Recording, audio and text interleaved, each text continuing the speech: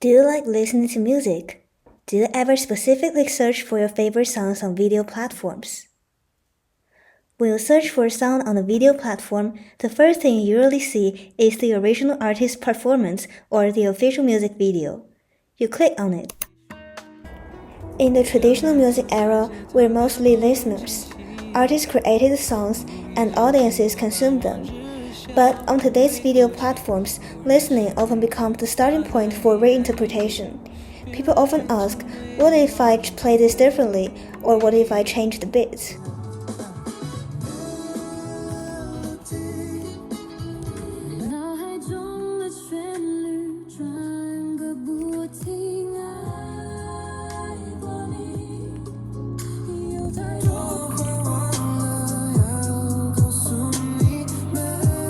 In this context, a song is no longer fixed. It becomes something that can be reworked and reshaped by others. And on online video platforms, there are always countless of them.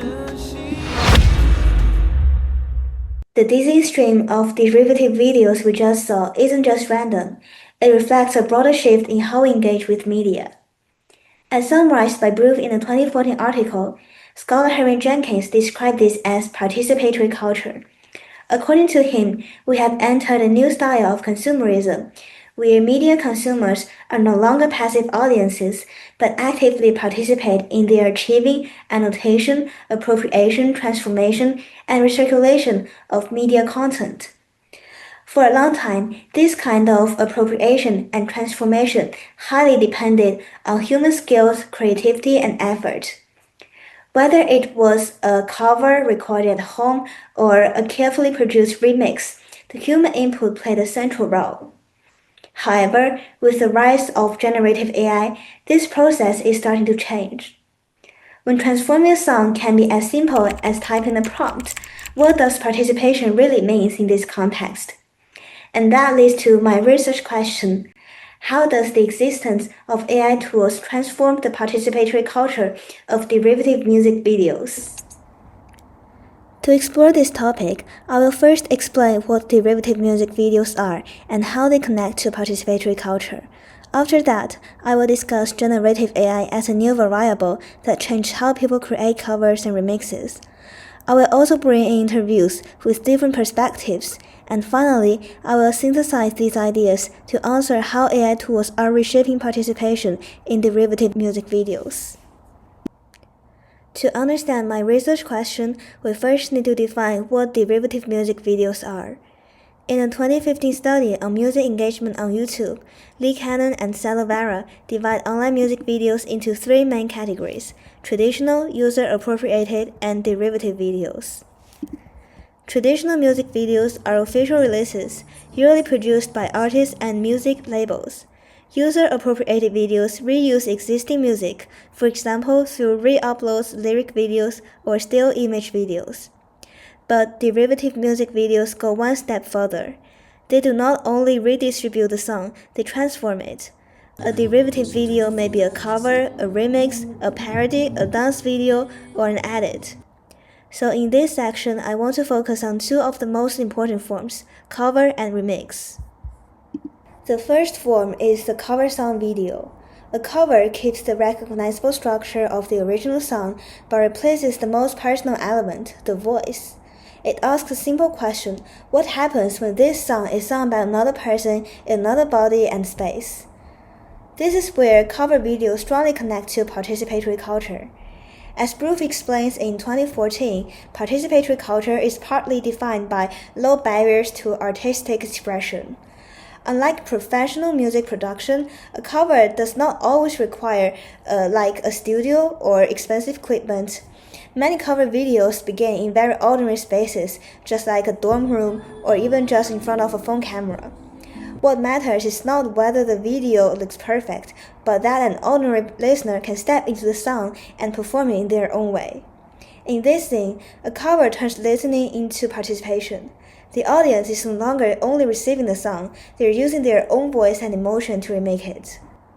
Scholar Kostas Konstantinis describes YouTube cover song videos as a form of parody adaptation in his 2019 chapter on cover songs and online media culture. He argues that these videos are often no-budget, user-generated works that creatively disturb commercial source products. They are not official music videos, and they may not look professionally produced. But according to Constantinus, these limitations are part of their appeal. Their failures to meet industry standards actually enrich the culture of ordinary creativity.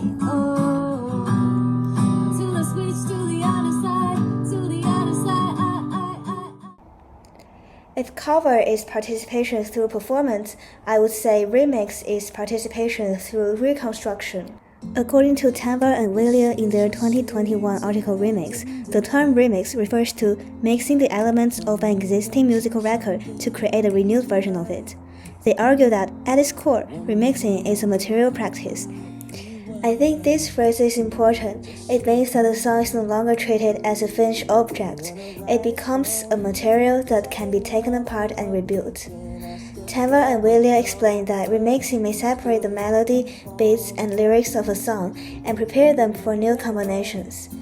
At the same time, a remix still depends on the original song. As they write, remix relies not only on the original song's elements but also on its memory. We recognize the original song, but we also hear it transformed. This is why remix is such a strong example of participatory culture. It allows ordinary users to take existing media and rebuild it into another version.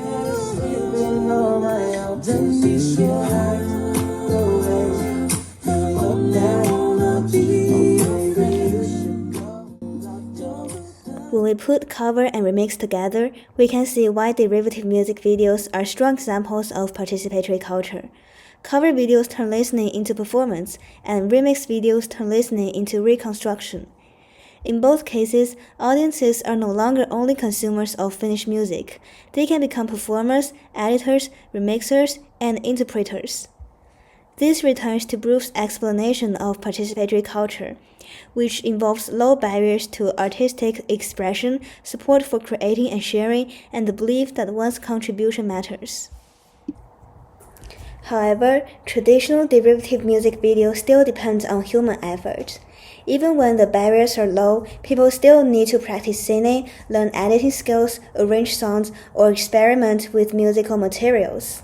But this is exactly where AI begins to complicate the picture. If a cover or remix can be generated through a prompt, then AI does not only change how derivative music videos are made, it may change what participation itself means. So this is the question I will explore next.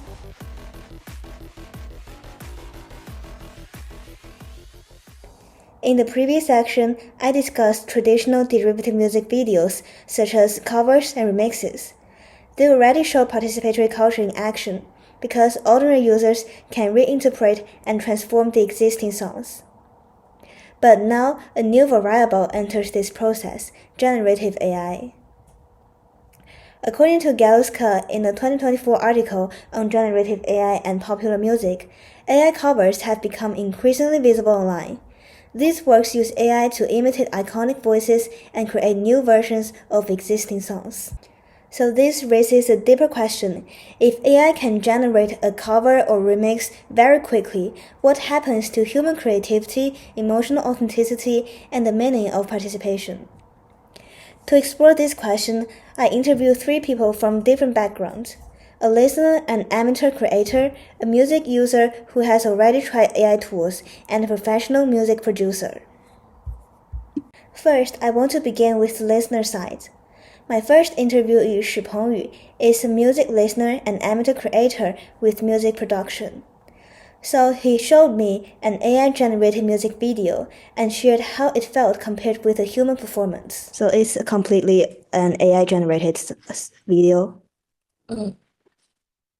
AI sings more stronger voice, and I don't think the details and the vibes are not that emotional.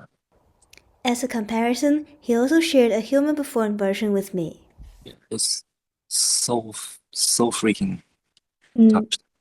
The singer is perfect. When it comes to the AI generation, I think imperfection is kind of perfection sometimes. Yeah. What I find important here is that he does not simply say AI is bad. He actually admits that the AI voice can be strong, but for him, strength is not the same as authenticity. The missing part is not technical quality, but emotional detail, like the small imperfection and the unstable facial expressions. This creates an aesthetic challenge for AI-generated music videos. If AI can make the voice cleaner and stronger, but remove the imperfections that make a performance feel human, then audiences may start to question what kind of participation they're actually watching and listening. My second interviewee is Li Shuyu, who has used DeepSeek and Suno to generate AI music herself. She thinks AI music is becoming increasingly efficient and high quality. But when I asked whether AI might replace the human creator, she gave me a very vivid metaphor. Since AI is so powerful, do you think AI will replace human creators in the future? No, I think it is different. In the future, the handmade music will very different from the AI music. Sometimes the handmade music means like human-made music will have a how to say that different meanings or different sense of it.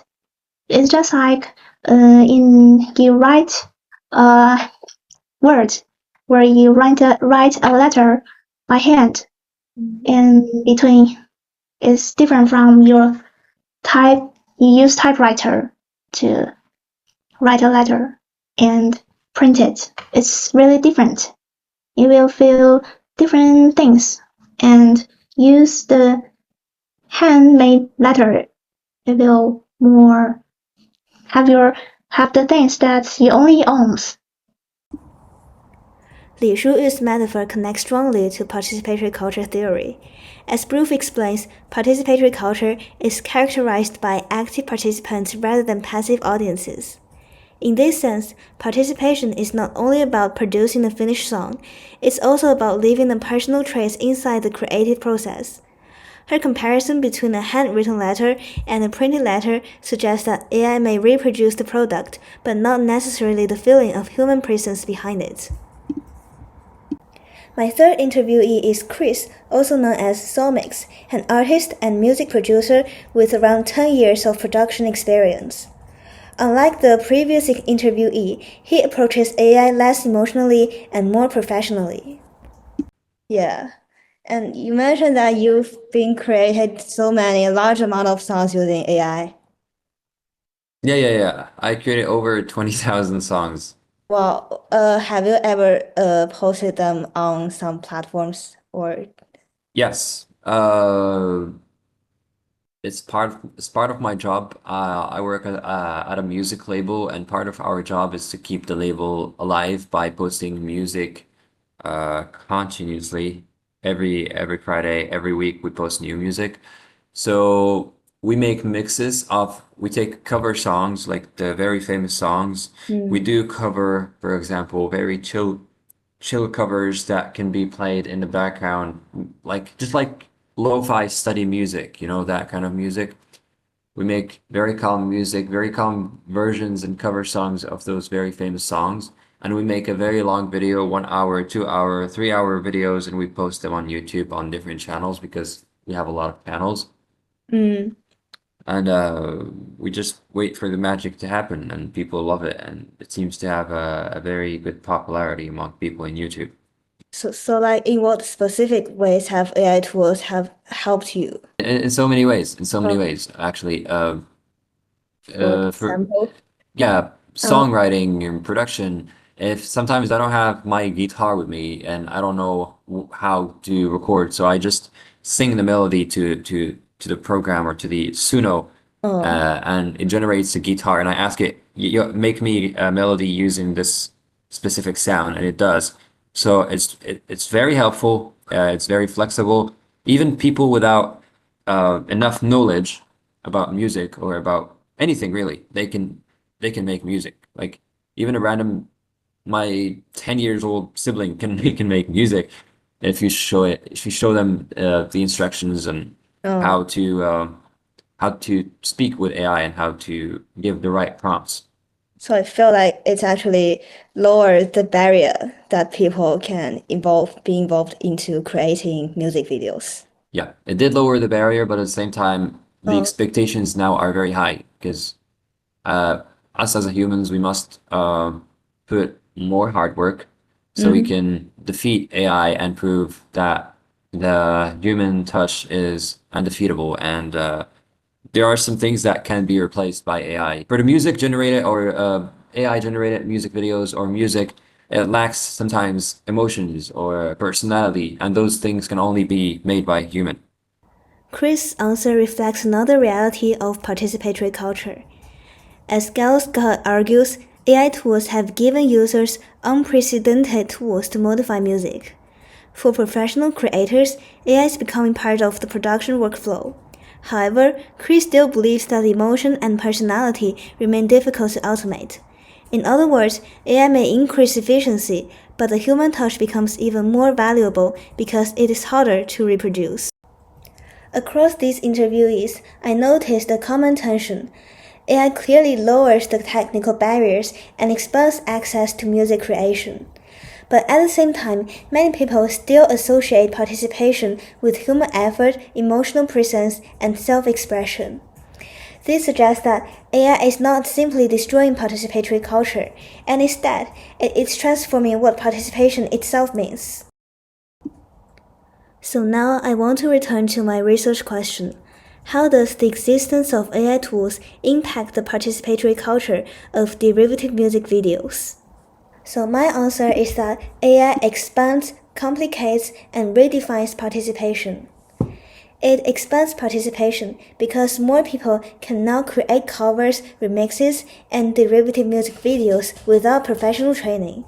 It complicates participation because the final product may no longer show the same human effort or emotional struggle. And it redefines participation because in the age of AI, the question is no longer only who can create, but whose presence can be felt in the creation. The interviews show that people do not judge AI music only by sound quality. They also care about imperfection, effort, emotion, and the feeling that a real person is behind the work. This is why handmade music may not disappear. Instead, it may become more meaningful in a world where perfect-sounding music is easier to generate. In short, on online video platforms, AI may help music travel and generate faster than ever before. But what makes a derivative music video meaningful is still the feeling that someone has listened to the song, changed it with intention, and left a part of themselves in it. And I think that is the meaning of music. This is the end of my video. Thank you for watching. See you next time.